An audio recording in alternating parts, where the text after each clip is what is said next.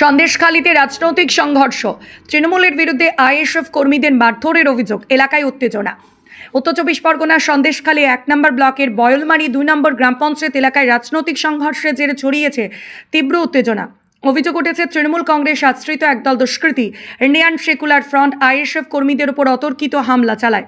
স্থানীয় সূত্রের খবর, বয়লমারি অঞ্চলের খাসরাগদা উত্তরপাড়া এলাকায় আইএসএফ কর্মীদের বাড়িতে ঢুকে হামলা চালানো হয়। অভিযোগ, তৃণমূলের দুষ্কৃতীরা ব্যাপক ভাঙচুর চালায় এবং আইএসএফ কর্মীদের মারধর করে।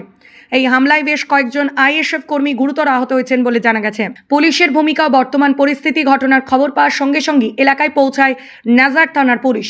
আহতদের উদ্ধার করে দ্রুত স্থানীয় গ্রামীণ হাসপাতালে নিয়ে যাওয়া হয়েছে। বর্তমানে সেখানে তাদের চিকিৎসা চলছে। হামলার ঘটনার পর থেকে এলাকায় ব্যাপক উত্তেজনা বিরাজ করছে। পরিস্থিতি সামাল দিতে মোতায়েন করা হয়েছে বিশাল পুলিশ বাহিনী। আইএসএফ নেতৃত্বের দাবি, এলাকায় তাদের শক্তি বৃদ্ধি হওয়াতে পরিকল্পিতভাবে এই হামলা চালিয়েছে শাসক দল। অন্যদিকে তৃণমূল কংগ্রেসের পক্ষ থেকে অভিযোগ অস্বীকার করা হয়েছে।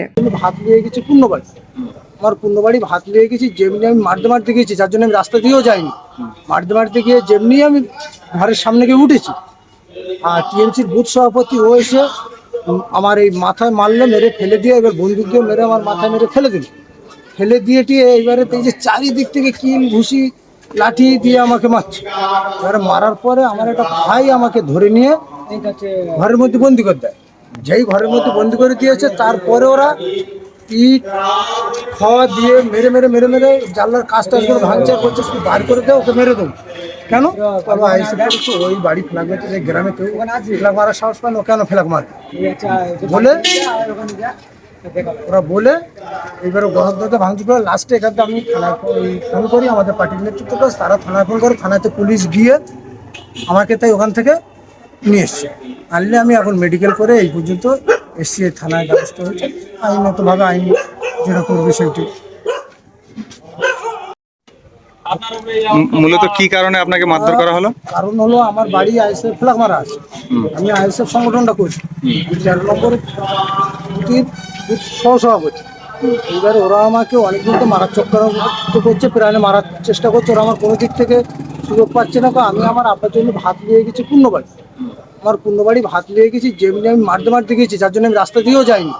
মারতে গিয়ে যেমনি আমি ঘরের সামনে গিয়ে উঠেছি, আর টিএমসির বুথ সভাপতি ও এসে আমার এই মাথায় মারলো, মেরে ফেলে দিয়ে, এবার বন্দুক দিয়ে মেরে আমার মাথায় মেরে ফেলে দিল। ফেলে দিয়ে এইবারে এই যে চারিদিক থেকে কিল ঘুষি লাঠি দিয়ে আমাকে মারছে। এবারে মারার পরে আমার একটা ভাই আমাকে ধরে নিয়ে ঘরের মধ্যে বন্দি করে দেয়। যেই ঘরের মধ্যে বন্দি করে দিয়েছে, তারপরে ওরা ইট খাওয়া দিয়ে মেরে মেরে মেরে মেরে জানলার কাজ টাজগুলো ভাঙচুর করছে, শুধু বার করে দেয়, ওকে মেরে দেবো। কেন ওই বাড়ি ফেলাক মারছে, যে গ্রামে কেউ ফেলাক মারার সাহস পায় না, ও কেন ফেলাক মারবে বলে ওরা বলে এইবার গহদ্দাতে ভাঙচুর করে। লাস্টে এখানে আমি থানায় ফোন করি, আমাদের পার্টির নেতৃত্বটা, তারা থানায় ফোন করে, থানাতে পুলিশ গিয়ে আমাকে তাই ওখান থেকে নিয়ে এসছে। আনলে আমি এখন মেডিকেল করে এই পর্যন্ত এসছি, থানায় ব্যবস্থা হয়েছে। আইনগতভাবে আইন যেটা করবে সেইটি। বয়ারমারি 2 নেজার 1 নম্বর ব্লকের মধ্যে বয়ারমারি 2 অঞ্চলের সভাপতি। আমার সঙ্গে থাকে নূর মোহাম্মদ চাপরাশি, 13 নম্বর বুথের সহসভাপতি আইএসএফের। ওনার আইএসএফ করে বলে আজকের জুম্মার নামাজ পড়ে হঠাৎ করে ওনার আব্বার জন্য ভাত নিয়ে যায়। ভাত নিয়ে যাওয়ার পরে ওনার পূর্ণবাড়ি আব্বার জন্য ভাত নিয়ে যাওয়ার পরে যে টিএমসির বুথ সভাপতি বসির চাপরাশি এবং আজগার চাপরাশি, ওনারা সবাই মিলে মারধর করে। প্রথম চান্সে যাওয়ার পরে ঘেরোয়া করে নেয়, বন্দুক নিয়ে বন্দুকের কুদর বাড়ি মারে। মারার পরে পড়ে যাওয়ার পরে লাঠি, কিল, বাঁশ, ঘুষি, ইট নিয়ে মারে। মাথায়ও চোট আসে, মেরে দেওয়ার চক্রান্ত করে। ওর ভাইরা তাড়াতাড়ি এসে ওকে বাঁচিয়ে ঘরের মধ্যে ঢুকে নেয়। নেওয়ার পরে আমি পুলিশকে ফোন করি। পুলিশ যাওয়ার পরে ওকে বার করে নিয়েছে, হসপিটালে পাঠায়।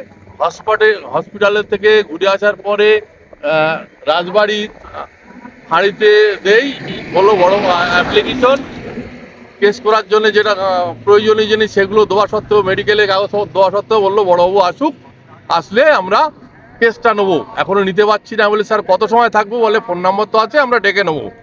বললাম এই রাত্রে তো আমরা কাজবাজ করি, আবার এখন কেস করতে আসতে পেরেছেন, তখনও পরে ডাকলেও আসতে পারবেন। ও আইএসএফ করে বলে ও রায়তি জমি নিয়েছে, তার দরুন আমরা কোর্টে কেস করেছি, কোর্টে ইঞ্জেকশন করে সেটা আটকানো রয়েছে। বাড়ির সামনে একটা জায়গায় বসবাস করে, সেই জায়গাটা জোর করে ঘিরে নিচ্ছে। আমরা প্রশাসনের দ্বারস্থ হইনি, এই কারণে প্রশাসন কাজ করছে না, তা বাধ্য হয়ে ফের প্রশাসনের কাছে আসলাম যে দেখি কি করে। প্রশাসন যেহেতু ওনাকে উদ্ধার করেছে জীবিত, না তো ওনাকে মেরেই ফেলতো। থানায় এসছিলাম, এখন দেখা যাক রাজবাড়ি আউটপোস্ট কি করে। নেজার ব্লক 1 নম্বরের নেজার থানার শাখার রাজবাড়ি আউটপোস্ট।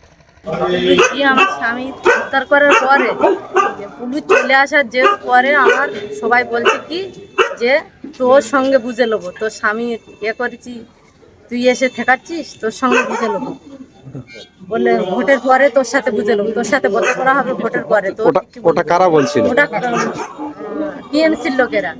টিএমসির লোকেরা বলছে তোর পরে ভোটের পরে তোদের বুঝে নেবো, তোর স্বামীর উদ্ধার করে নিয়ে যাচ্ছিস, মানে আমার কোনো কথা বলার মতন না। আমার স্বামীর মারতেছে, আমার চুপচাপ থাকতে হবে ওদের কাছে।